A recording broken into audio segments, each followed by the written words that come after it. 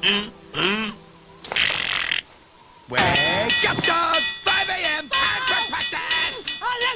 The garbage truck! Why so early? We got all day. Exactly!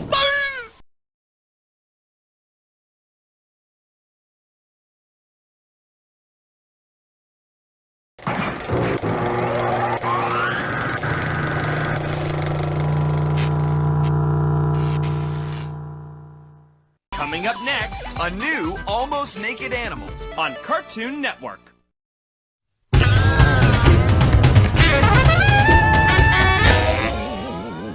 One fine day with a wolf and a purr, a baby was born and it caused a little stir. No blue buzzard, no three-eyed frog, just a feline canine little cat dog. Cat dog, cat dog.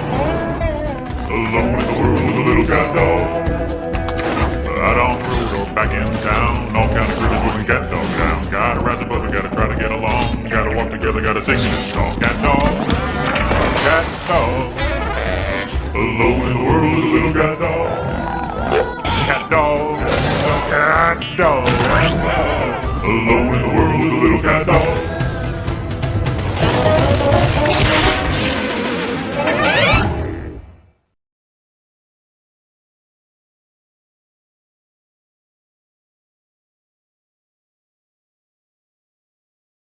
I'm really sorry, Cat, but I can't live without you, unless I do this. He put the joint back in his mouth, and started smoking it again. It changed to the date July 7th, 2006, where Dog now had the same ear piercings and wristband that he had on the title card. He looked pissed off, and said you can't be dead. As he cut himself again, he repeated you can't. I started to hug Sadie again, because she was getting a bit panicky.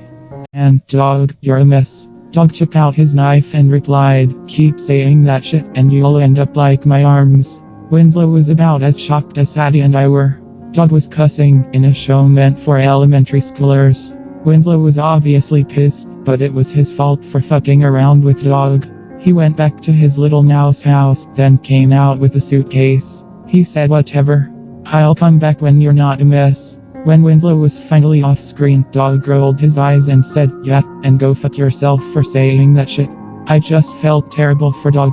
He was never going to be the same after a losing cat. Then, the date changed to December 19th, 2006, 1 year after Cat killed himself. Dog was putting a bouquet of flowers on Cat's grave. After he was finished, he ran away. It then changed to him on the sofa, smoking more weed. He looked to his left to see a picture of him and Cat side by side. The picture was dated as August 8, 1997. Dog teared up and said, even though I might be losing control, he paused, then said in probably the lowest voice I have ever heard Tom Kenny do, I won't forget you.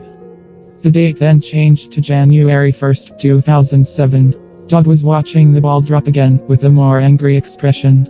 Once it got to 0 this time, he said, I don't need this shit. Damn. Dog was swearing like a sailor. It then changed to the date November 22nd, 2007. I think it was Thanksgiving. That was more than 10 months later. Dog was looking at the same picture, and said very solemnly, I am not thankful, I have nothing left. It then showed a flashback of Cat getting beat up, while Dog was saying in the background he wasn't strong, but it wasn't his fault. It was those goddamn greasers. He yelled, they killed him. Dog let out a large roar, screaming like he did when he cut himself. At this point, Sadie was wailing. She hates screaming, if I didn't mention.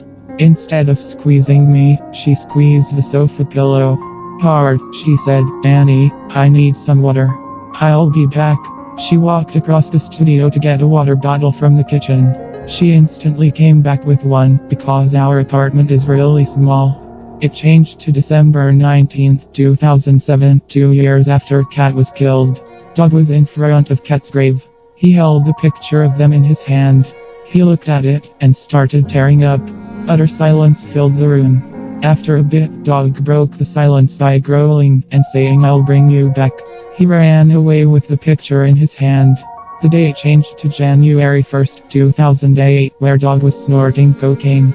He looked at the ball drop on the TV for a second, and went back to what he was doing.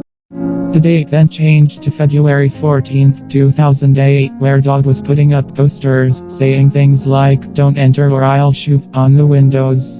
He was now blocking himself from the outside world for good. I was crying like a baby.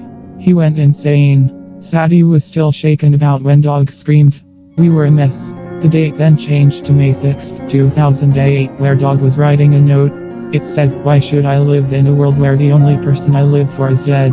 He stuck it on the bedroom wall. He held the picture of him and Cat in his hands. He said, "Don't worry, Cat, I am coming back to you." The date then changed to May 7th, 2008, where Dog was standing on the top of the house, arms extended. He said, "This is to see you again, Cat." He fell forwards, and I wailed again. Sadie had to cover my mouth again.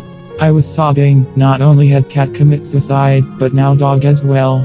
My childhood had officially died. The characters I grew up with had died.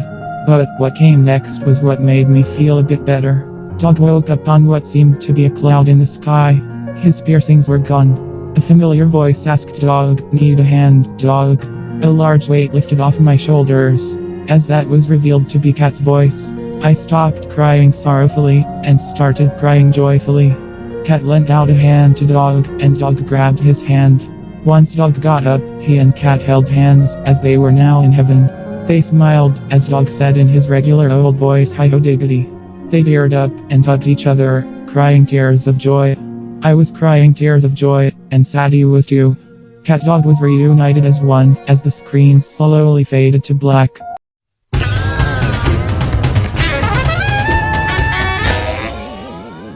One fine day with a woof and a purr, a baby was born and it caused a little stir. No blue buzzard, no three-eyed frog, just a feline canine little cat dog. Cat dog, cat dog.